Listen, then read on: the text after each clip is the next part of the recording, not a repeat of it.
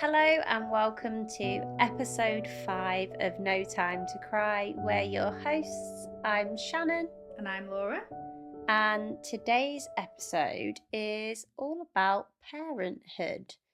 And again, this episode came about because the amount of messages that Laura had on the back of her episode on losing her mum. And the first one, to be fair, wasn't it? Yeah.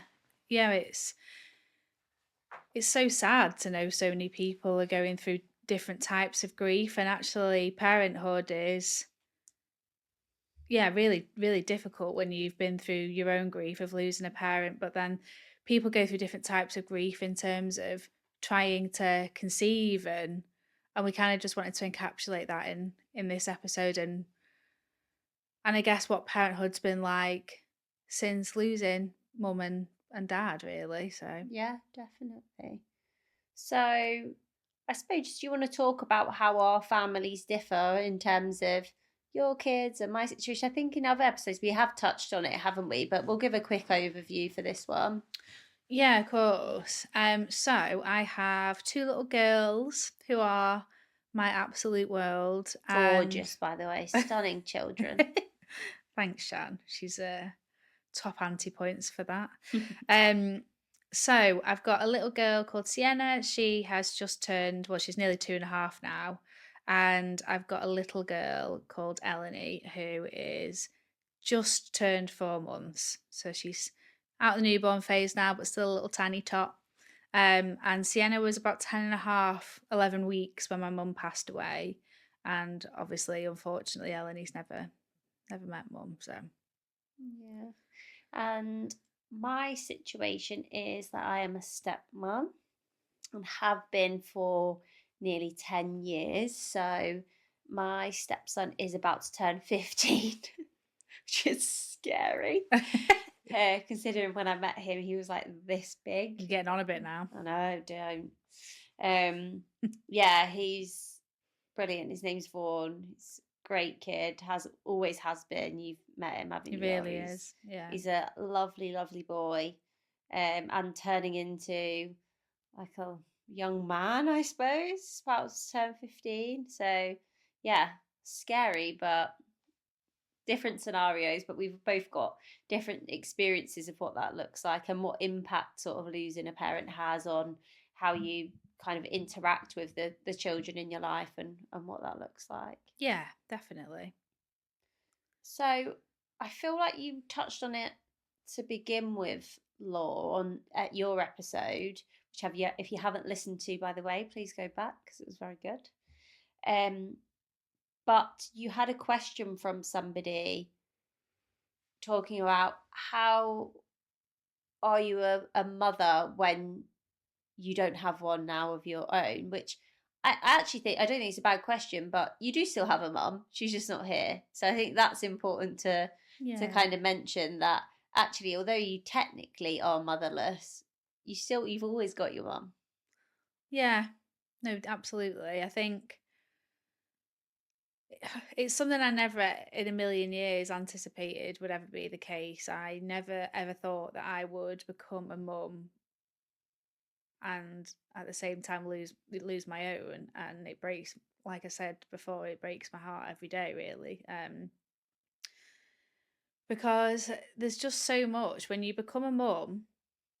I think you have so much more appreciation and another level of respect for your mum because you finally go through it. You know, you can sympathise with certain things before you're a parent, but the empathy that you feel and the questions that you want to ask your mum, you know, I had so many and I still have so many pretty much every day now that I just want to reach out, ring mum and say, Mum and heck, Mum, how did you do this? Or what was I like as a baby? And just asking advice as you do with your mum on a sort of a general or a daily basis. And Especially with Sis, because they're all new stages. With Eleni, you'll have experience of what it was like at those stages with Sienna, but as Sienna grows and each year she gets a different part of her personality and what that looks like, there's something else for you to deal with, you know. There's another set of questions that unlock. yeah, that's it. And my mum had 3 children. 3 under 5, which is mental. Like, I don't know how people do it. Hats off to anybody who does it, because it is the most incredible job and the best job, but the hardest in the world being a mum. And I just think I've got two children just outside of the 2 under 2 situation. So yeah, it's pretty full on. Mm. And I think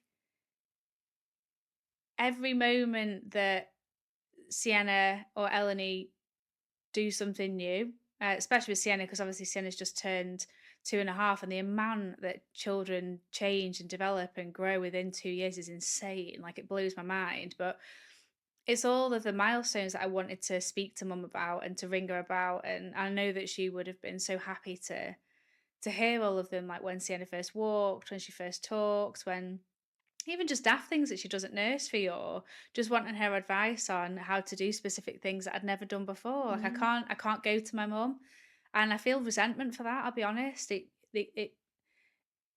makes me very sad, but it also makes me mad. Like, I feel anger towards the fact that she isn't able to be here to experience her granddaughters, and I'm not able to ask my own mum and their grandma, like, Mm. what her thoughts would be on them growing, and advice on how to do things the way that she did, and what would she have Yeah. done differently. And I just can't ask her those things, and I never did before as a mum, because you just don't. Why would you? And what do you do now, Laura? You know, if you've got those questions where you would normally have gone to mum, what's your sort of protocol? Like Google what? I don't know. Yeah, pretty much Google, just bumming wing it, as mum often used to say. But as maybe this sounds a bit crazy, but my mum was cremated, but she still has a plaque. So I often go to that now, Mm. have a bit of a word with her, and I tell her stuff like I do. Like, mum, what would you do in this situation? Obviously, don't get a response, but I'm sure she's up there thinking, "Blimey heck, what are you up to?" With some of the stuff that I do, but I think she'd be I think she'd be quite shocked at, at how much motherhood has changed me. But yeah, I kind of have to go now to Google, or asking, fortunately, some of the other mum friends that I've got, or I'm really fortunate that Todd's parents, my Yeah. husband's parents, are really involved. So I often ask them as well for advice. And yeah, that's really helpful. But also at the same time, it makes me incredibly sad, because as amazing as they are, and they are absolutely brilliant. Obviously, nobody can replace your own Yeah. mum. So, And you spoke a little bit about the milestones hmm, and them being particularly hard. Is that just because you would have loved her to experience them with you? yeah, absolutely. And I think it's also the fact that, again, as I've sort of said previously, I just think it's so unfair that she isn't here for them, because she should be. Mm. Um, and in the very early days when I first lost her, there were times when I accidentally, for a brief moment, forgot and tried to call her, like, Mm. because you just do. It's just a default thing that you do. Like, and Yeah. for me, I used to speak to mum every day, so as soon as I had a baby, obviously you tend to speak to your parents a little bit more. um, just because there's so many things that you're trying to figure out, even just like the daft things, like how to put a nappy on, what temperature to have the bath. And I've been really fortunate and lucky that I've been able to breastfeed both of my girls. And my mum was real that was something she was really proud of me for doing, because it's really bloody hard work. Um, and not everybody is fortunate and able to do it. And it was even just wanting to speak to her about that sort of stuff, because I find, as amazing as they are, I didn't really want to go to, like, to get advice from a lactation specialist or a Yeah. consultant. But I knew that there were certain things that I could definitely ask my mum about. And she helped me with a lot of those things, actually, in the very early days of Sienna being born. But obviously beyond that, I've not had a chance to update her and tell her, and to let her know. So it's that, really, as well. It's Mm. it's it's grieving what they're missing out on, isn't it? It's not just grieving about what. Yeah, you sort of, some of your memories kind of die with your parent, I guess, when you lose them. But for me at the moment, there's so many memories that I'm now making that I feel like she should be a part of them, and she'll never really know about them. And do you have any advice maybe to sort of mums that or people that are pregnant at the moment and have already lost their mum or their dad, about what you would maybe recommend for them to do and things you found useful being a mum? Yeah, I think for me, and everyone will be different, I try to talk to Sienna and Eleni about my mum all the time. So much so to the point that Sienna will sometimes ask about Grandma J, and obviously she's 2, so she doesn't Won't actually remember she her, doesn't but have her own memories of her.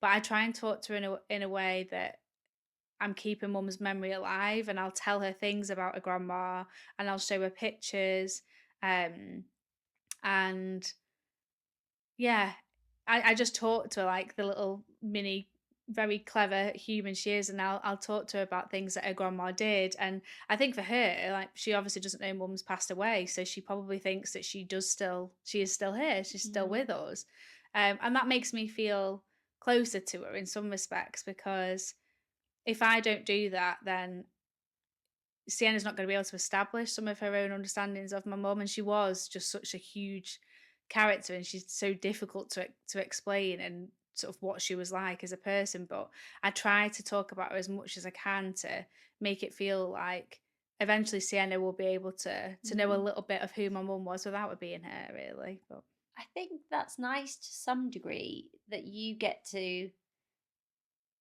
paint this sort of beautiful picture of your mum to Sienna, and not that your mum wasn't brilliant, but nobody's perfect, right? There would no, have, no, you yeah, know, everybody's got their sort of their goods and their bads, she and was certainly no saint, my mum. but actually, the version that Sienna will know is, oh Pure. yeah, It's a pure version, yeah, and obviously, she'll get the more X-rated version of mum as she gets older. But yeah, there's so many things I remember and about her that I loved about her the most that I'll speak to Sienna about, and especially when it comes to, like you say, Mother's Day and yeah, just like specific times of the year that are a little bit more difficult, like Christmas.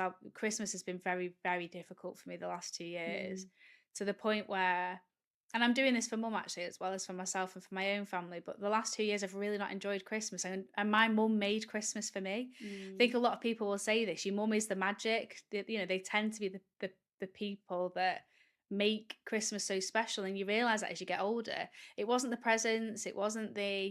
Um it wasn't the decorations, it wasn't any of the ornamentation and stuff that sits people around that you're Christmas. with, It's the people, and the mums typically are the people that bring everyone together and all of that kind of stuff. And that's what my mum was. She did everything in her power to do roast dinners for us every week, barbecues over summer. She just wanted everyone to be happy and to get together and to spend quality time together, because she always used to say, if you don't make plans, nothing happens. And it's mm, so true. And I've tried to sort of say to myself this year, yeah, Christmas is really hard like mum anymore, and it's very different. So I'm doing something different this year to make sure that I'm creating new traditions for my family, but also honouring my mum at the same yeah. time. And I think that's important. It's trying to find a way of still trying to continue to have joy in your life, but making sure that you don't lose their memory along the way, and that they're still very much a part of that, really. So No, that makes complete sense, and I think I was it was difficult actually because Vaughan was quite a bit older when Dad passed away. Like I say, he was 13, and we have him half the week, so um, you know, it was trying to have those conversations with him. And again, not to blow Jamie's trumpet, that sounds dodgy, doesn't it? steady on. Jesus. But he managed that quite well in terms of explaining things to him. And I've had quite a few conversations with Vaughan, about Dad since he passed away. And I think kids are quite inquisitive. So they do tend to ask questions and find out a bit more, probably more than what, Oh, they're way more uh, intelligent than people realize, and they yeah. listen to and hear everything. Oh yeah, and that's why we never lied to him about the situation and how Dad died, because he would have known anyway. He was 13. He would have picked up on it. He would have, and I think he asked Jamie. We went to pick him up from school the day that I had found out that Dad had died, and he got in the car, and I was, just I think we went because Jamie didn't want to leave me at home. Yeah. I was just white as a ghost, and he just said to Vaughan, it's going to be a quiet weekend, a quiet few days, lad. I can't even remember what day of the week it was. I think it was a Monday, but like I said, I can't fully recall. Unfortunately, Shannon's dad's passed away, and bless him. I don't think he knew what to say initially, but then they went into the shops, and I sat in the car, and he said to Jamie, "What happened, Dad? What happened to him?" And Jamie didn't want to lie to him, so he said, unfortunately, like he didn't want to be here anymore. He took his own life, and Vaughan was aware that I had a bit of distance from my dad in the year of the lead up, and he said to Jamie, she wasn't talking to him, was she? Sort of the a bit before he died, and Jamie went, well, no, but actually that makes it quite a lot harder for Shannon because especially on that specific day in those few weeks leading up, the guilt was massively there for me. So, he was trying to explain to Vaughan what that looked like, and that I might be very sad and I might be sort of different to how I usually was with him because I am a very bubbly, outgoing person, and naturally I wasn't. And bless him, he was like, "Oh, can we get her something whilst we're in the shop?" Or and he wanted Oh, to like got me some little sweets and treats and things that I like, and just to try and cheer me up. But yeah, it's been great to have a conversation with him. I often say to Vaughan how lucky he is to have such brilliant parents, Jamie and his mum. But also, obviously, he's got me and he's got a stepdad as well. And he's got so many people around him that love him so dearly. And I tried to talk to him a little bit about the experiences that I had with my dad and how that it was very different to his life because I think it's important for children to know that not everybody's situation is the same. He's got great parents that are very, much involved in his life. They equally split their time with him. He's got great grandparents that he spends time with. And my situation obviously was quite a bit different to that growing up. We had very different childhoods. And I try to let him in as much as what's, reasonable to tell a child so that he understands that there might be people in his life or at his school or his friends that don't have those same relationships with their parents and their families. And I think that that's made him quite a well-rounded individual. And I mean, he's a very grateful kid anyway. He never asks for anything, but I think being honest with your children once they get to an age where they can understand more and talking about your emotions and them seeing you cry and seeing you grieve and seeing you be upset is perfectly normal. And actually, if you try to hide some of that emotion from them, it can make them feel uncomfortable about their own emotions. 100%. You've got to be their safe place, haven't you? Yeah. And I think if you're grieving and you're upset, you might not want to burst into tears in front of your kids, but telling them that you're sad because your parent has passed away and that actually mummy's a bit quieter at the moment, or mummy's just a little bit sad right now because she misses grandma, or Yeah. that's something that, from my experience, helps children understand their own emotions and that it's not just happy emotions that are good, and actually we should be able to feel anything. And my therapist talks about that a lot, and not necessarily hiding It's so your emotions important. from your kids. It's so important, isn't it? Because it instills in them then that it's okay to feel those things as well, and they don't need to shy away or hide away from feeling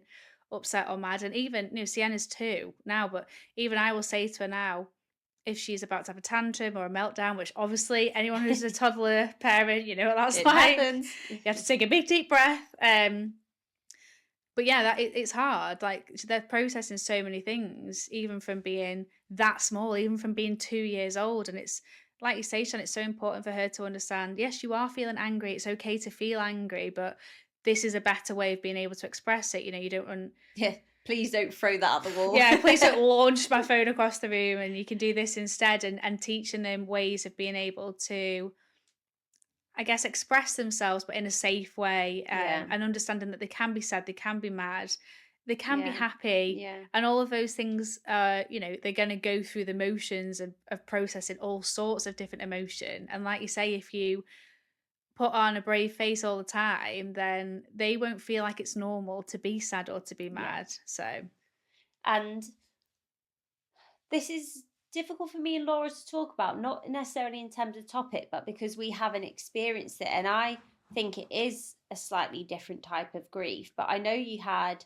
some people reach out to you, Laura, that have had pregnancy loss. And same for me, actually. I've had some people reach out to me that,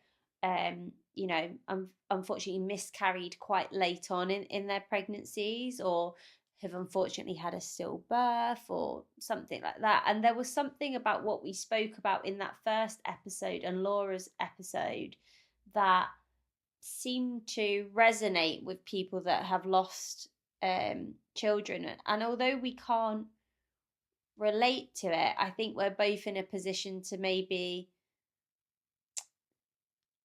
try and sort of think about what how that would have made us feel, or what that kind of, and it's hard.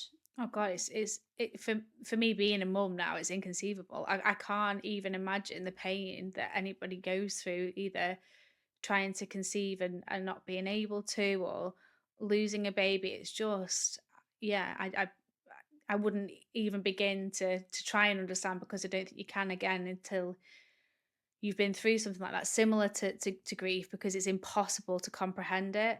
Um, But you can, I think, from people that obviously people are resonating with what we're saying, even though we've not been through it. So it is interesting the way that our brains yeah, work, and sort of can pick up on certain things. And like we said, we're no specialists in this area, but there is something about loss that builds this community of people. And so although we don't understand exactly, we can imagine that actually it might even feel worse than how it was for us.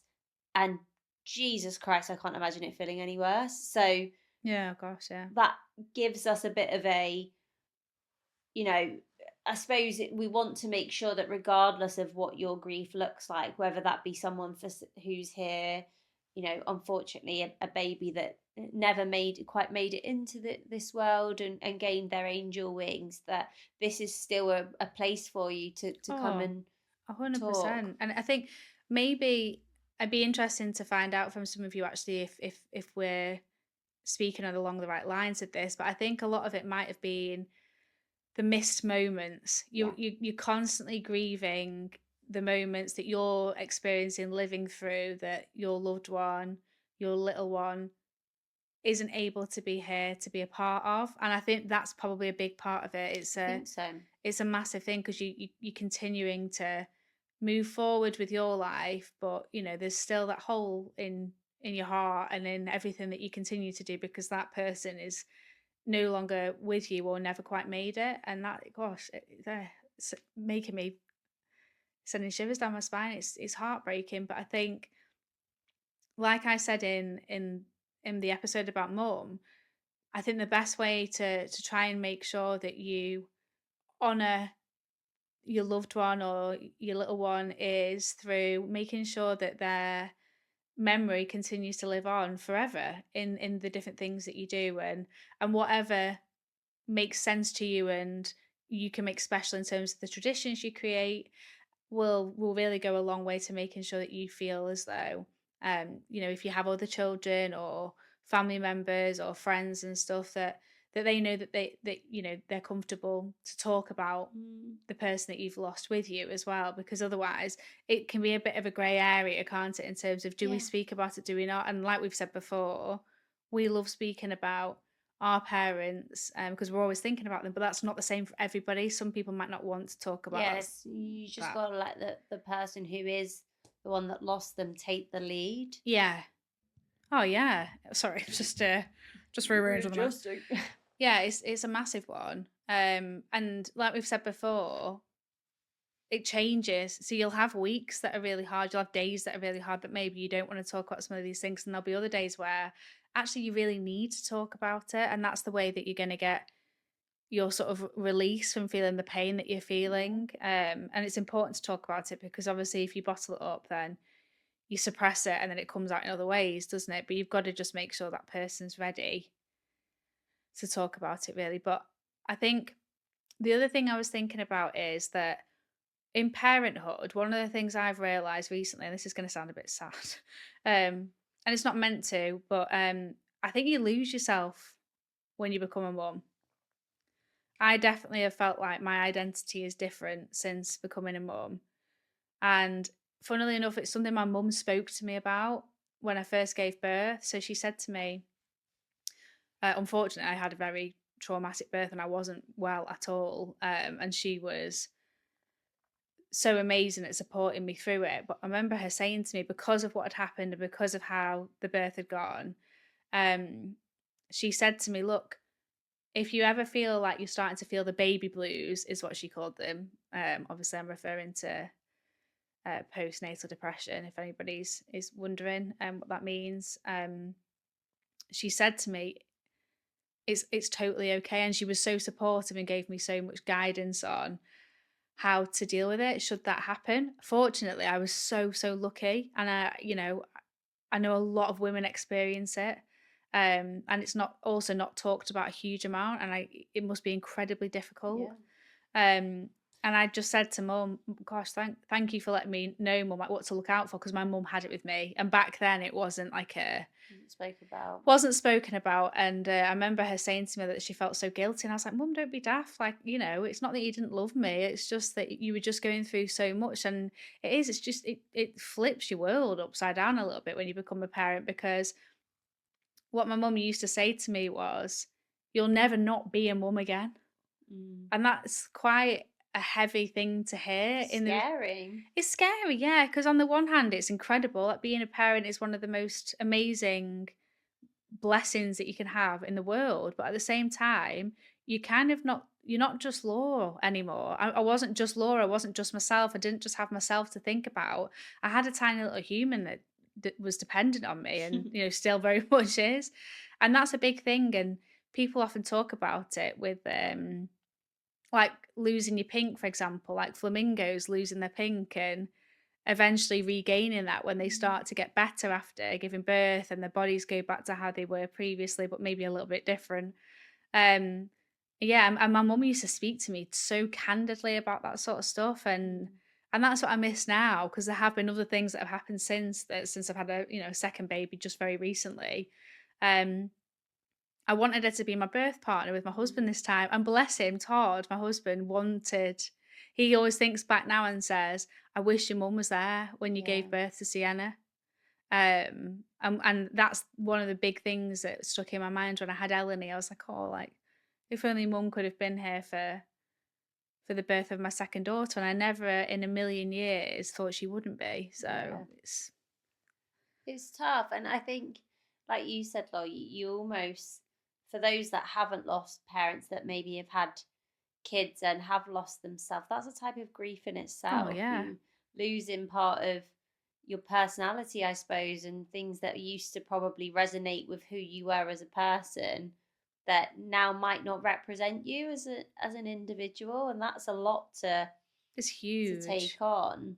Your priorities change, your perspective changes, like the circle that you're in changes. Like when you have kids, it's like people say, you really understand and realize who your true friends are. And that's no disrespect to anybody. That's just one of those things that happens in Yeah. life. Sometimes people um are They're in like the life friends for the period that you're a in. season. Your party friends, your school friends, your for you uni friends, whatever that is. And some will stick along, but a lot of them will drop off as your life changes. Yeah. And obviously that's a completely normal part of life, but it's really hard. And I've been through it recently where I've been speaking to one of my close friends. She was saying to me she is absolutely in no way, shape, or form ashamed of the fact that her little boys are through IVF. And she speaks so proudly of it, and as she should, Mm. 100%. And, she has spoken to other people who have been through the process of IVF who don't like talking about it or don't like to admit that that's sort of the journey that they went on. And it's such an incredibly difficult journey. And those babies are so special in the way in which they've been formed, just as any other baby is. Um, She was just saying to me how important it is that she talks about it, and Oh, she's also going to make sure that her sons know that that's how they were created. And I think that's so powerful and so empowering as well as a parent to be able to put that. It's uncomfortable for some parents to do, but that's something really special that that she's doing for her children. yeah, because for your children, how lovely that you would have done anything to have them. Exactly. You would go above and beyond. And I know somebody that adopted two little girls, and their sisters actually. Unfortunately, they weren't able to conceive naturally, so they thought about, well, how can we give the life to the kids that, you know, if I had given birth to two little girls, what life would I have wanted to give them? Actually, I'm still capable of giving that Oh, life exactly. to somebody. And I always think about with my experience with Vaughan, at this moment in time, I don't want any more children. I'm very happy with being a stepmom. But actually, I get so much joy out of doing that because I get to give him, you know, all the love that if I'd conceived my own children, he gets all of that love from me. And he doesn't just get it from me, he gets it from his mum, his dad, like I'd said before, his stepdad. And I think that's beautiful. And families aren't conventional. Oh They gosh, are no. whatever you make them. And I call, you know, Laura is my family. I've got other friends that I call my family. They're my chosen family. They don't have to be blood for that to be. So I think it's definitely parenthood is different for every single individual, and every experience of that it looks slightly different, but actually it is beautiful. Exactly. So Yeah, and it's a huge thing, and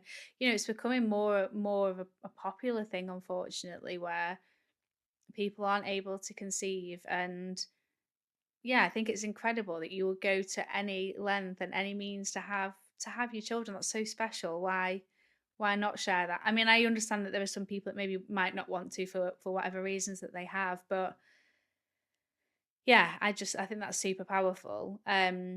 especially for me, I grew up obviously with a dad that wasn't quite always able to be there for me. When I listen to parents that literally have had gone through multiple rounds of IVF or have adopted or whatever, I think it's just gorgeous that you want so much to give a child such a beautiful life. At times my upbringing was really difficult.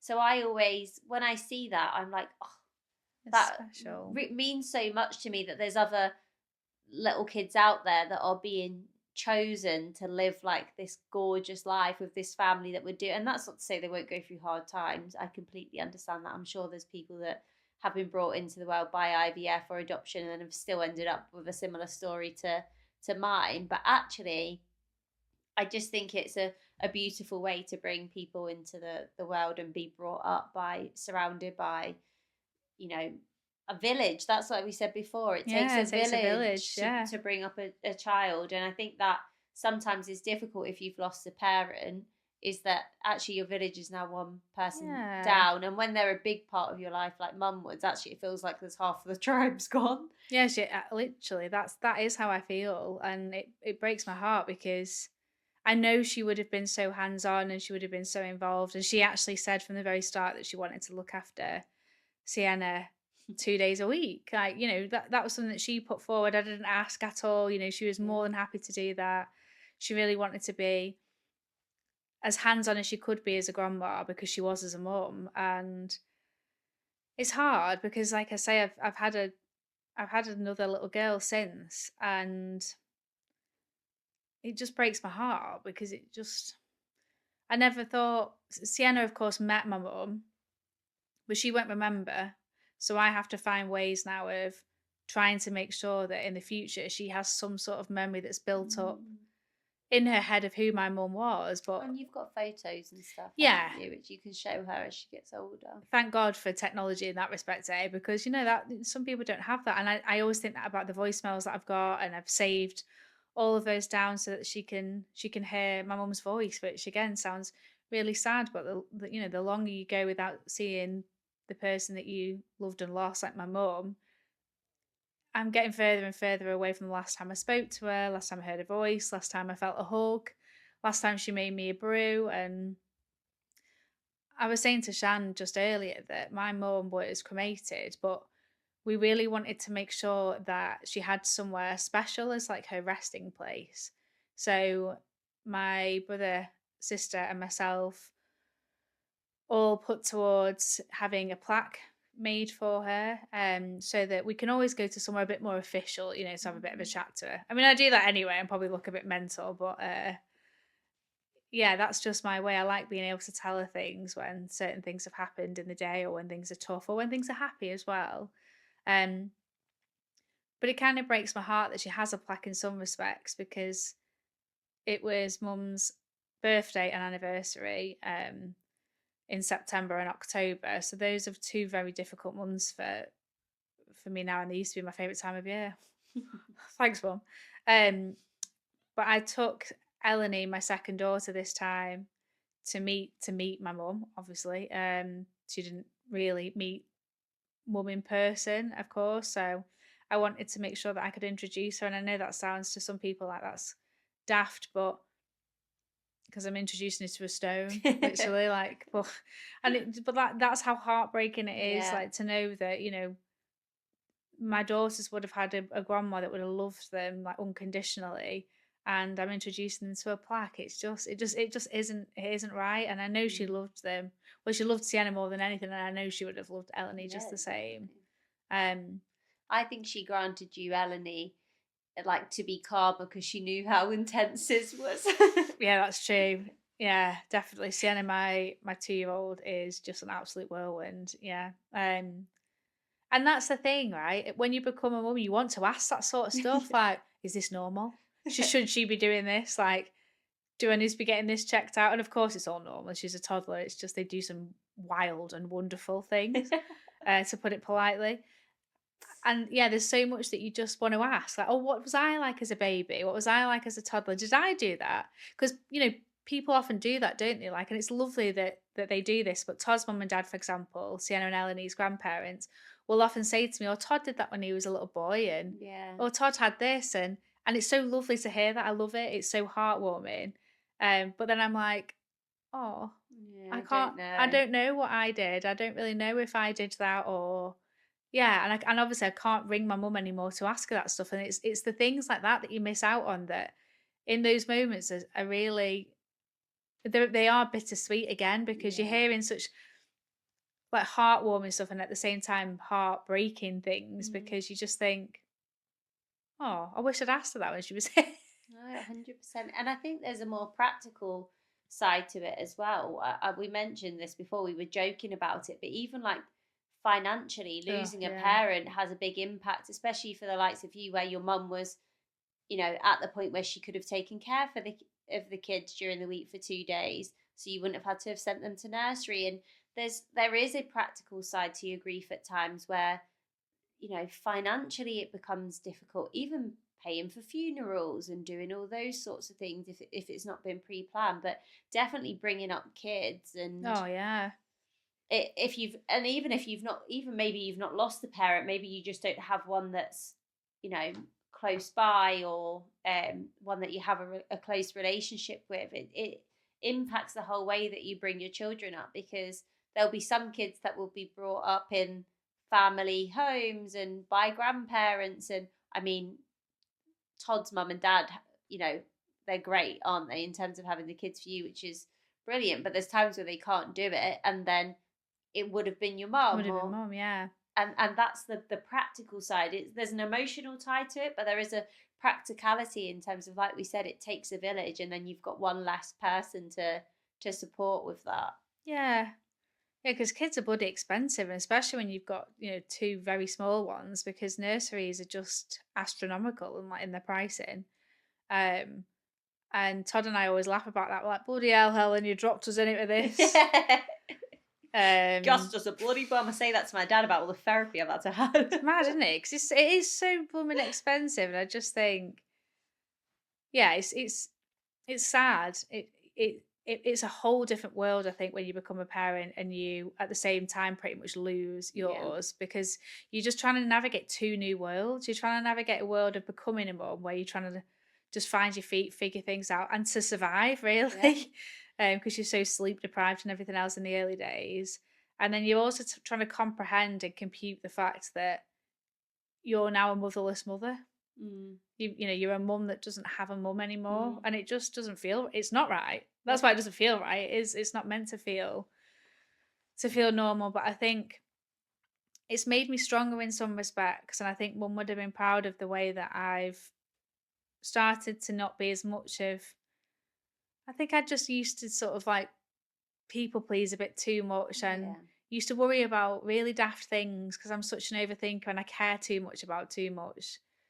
Um, and then yeah, Without doubt, she would have been proud of you, I and hope so. how that you've developed as a like not just as a parent but as a person. Because obviously, when I first met you, it was very different. Me and Laura used to work together and party and do stuff like Very that. different life. Yeah, very different life to what we live now. But it's it's that's not bad by any accounts. It was just relevant for the time that we were in versus now. We've both changed a lot. But actually, seeing you as a mum, I've like it's only brought out all the positives in you as a person. I think you've become an even better person, which I didn't think was possible.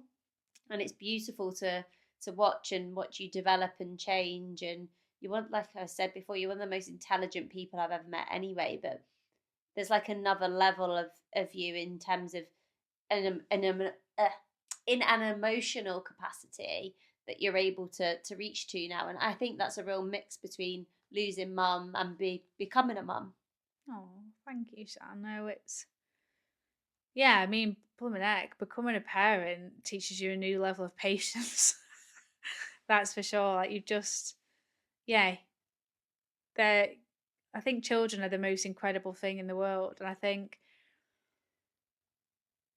it's challenging though. There Yeah. are definitely times when I like I say, I don't know how my mum did it with 3 children. I really don't know how You she just did don't it. always get it right either, do you? I've been a stepmom since I was 18, like, which sounds mental, but I remember speaking to Sue once I started therapy. She said to me, she was asking me a question, and you're going to hear Sue's name all the time, by the way, because even though she is my therapist, everyone I know knows her very well through me.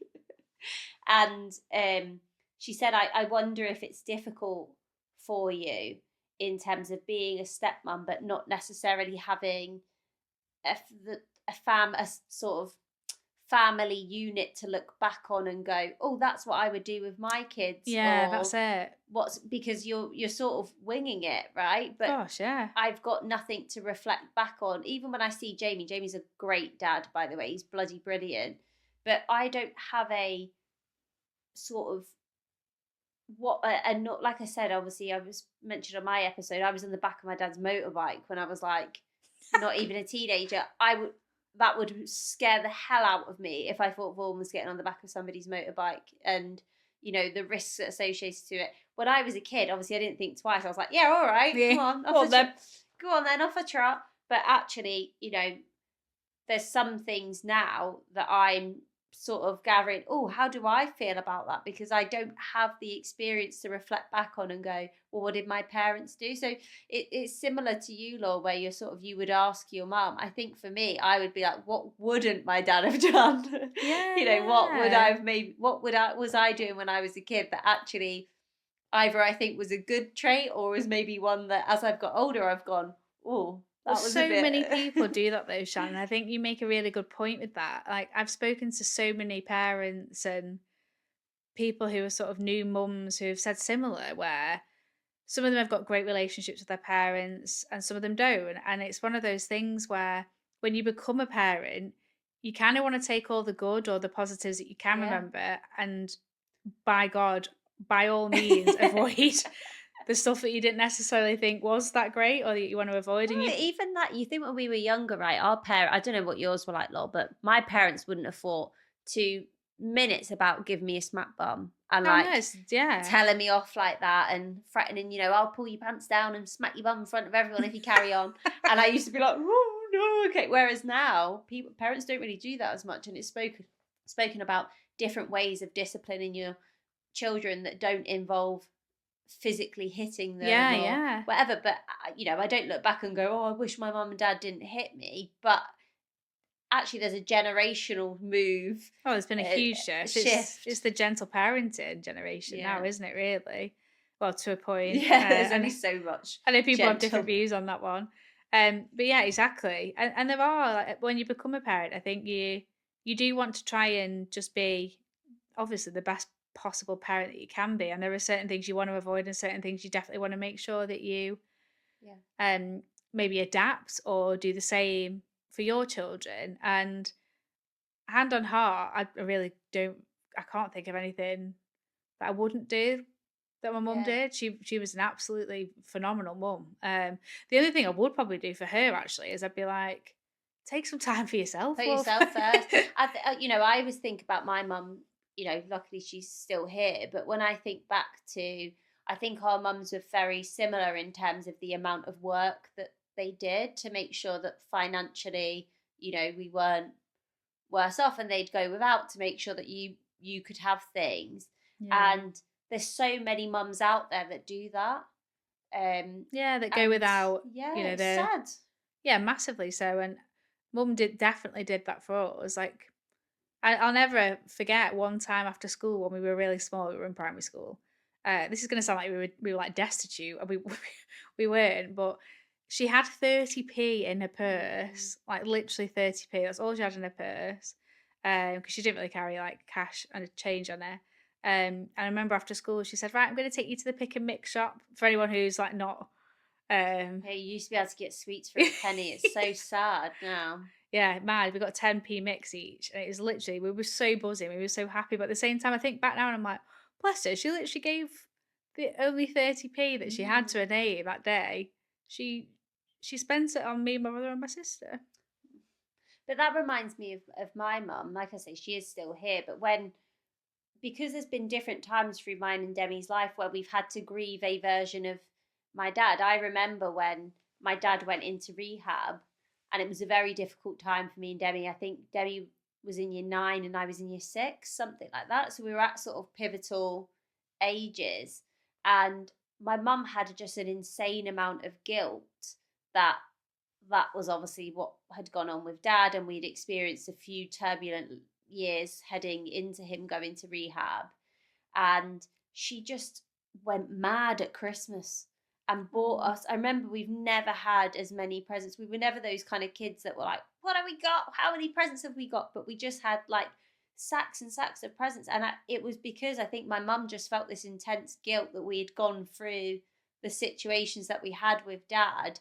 And she was trying to to compensate for it. compensate for it in some way, and she definitely didn't have the money to do that, at Oh, all. And I hate to think what financial situation she got herself into trying to kind of, I suppose, make Christmas better, because that would have been the first Christmas for me and Demi where we wouldn't have had our dad.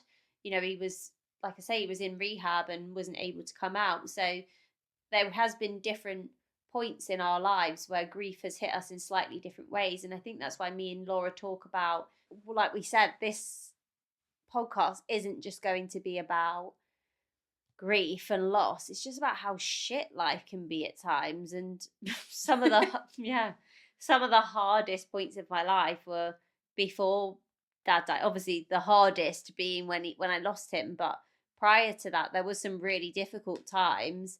And they're also things that we're going to talk about. We're going to talk about things that are happening now in our lives that might be hard, not just necessarily on the back of losing dad, but like bringing up kids and work and all manner of different conversations. So I think, listen, this podcast is fairly niche. You're probably only going to continue listening to it long term if you're have lost somebody, or you're surrounded by somebody that's lost, you know. But it's only niche until it's not. At some point you may well lose someone, or someone close to you will. And this is something that's important to us that kind of develops as we go. So don't feel like your questions have to be tailored around specific things that we've spoke about already. Ask us anything, and if we're willing to answer it, we will. Right? I don't think there's anything that I can really think of that I wouldn't go into detail of, unless it was going to upset somebody else, and I was drawing a line. So yeah, I think we've covered quite a few sort of topics of parenthood there, and what that's been like for each of us. Yeah, and it's kind of never ending, isn't it? It's one of those things. It's always gonna you're always going to be a parent. Well, I'm always going to be a parent now that I've got two little girls, and my mum's always going to be my parent. Like you say, Yeah. Shan, she's with me always in some sort of respect, and it does send your head into weird places, though, doesn't it? Like the amount of times that I've thought about what life would be like with her still in it now. Yeah. Um, But like that Friends episode where they all go back to like if Monica was still like fat and yeah, I do it all the time, and I think it's probably quite normal, or it feels quite bizarre to talk about. Where if certain things happen with one of my daughters, I'll think, oh yeah, if Mum was here, this had happened, and I think it's your brain just trying to sort of. mm, It's a bit of a defense mechanism, I think, realistically, because some days are really tough. I think, particularly like I say around Christmas, I think that's why I've struggled with Christmas, like I said earlier. yeah, we both have, haven't we? And I think it's as we get nearer to Christmas, we'll do an episode about that because both of us have found it. I know you've done two, haven't you? Whereas this is my second one, so this will be your third. And there's just something about it that makes it particularly difficult for people that are grieving. Yeah, and I know. And again, this is where the crazy comes out of me. But I know my mum would be like, "Bull Minette, go on your Death Star. You need to make sure you make Christmas magical because it's for kids. It's about kids." And obviously, I've got two little girls now, so Yeah, that's what I think on my difficult days towards Christmas. Now we'll go and raise a toast to my mum at one of her favourite pubs actually on Christmas Eve, and go for a curry or a ruby, as my mum used to call it. Um, and then Christmas Day is all about the girls, and I know that's what she'd want, and that's yeah, why I said earlier that I think a big thing about being a parent when you've been through losses, just trying to find your own traditions and make your own traditions, and wherever you can, just allow in some way, shape, or form for them to be a part of that. I mm, think that's really special, and I think it just makes. I'm hoping this year in Christmas, I will feel a little bit different about how I sort of yeah, approach it. That's what's so sad, I think, about some of the bigger milestones, because yes, you wish your mum was here on Mother's Day, of course you do, and you wish you could celebrate her. And I always think that. I know this sounds, oh, one of the things that really breaks my heart about my mum is that she used to go without all the time for me, as we mentioned before.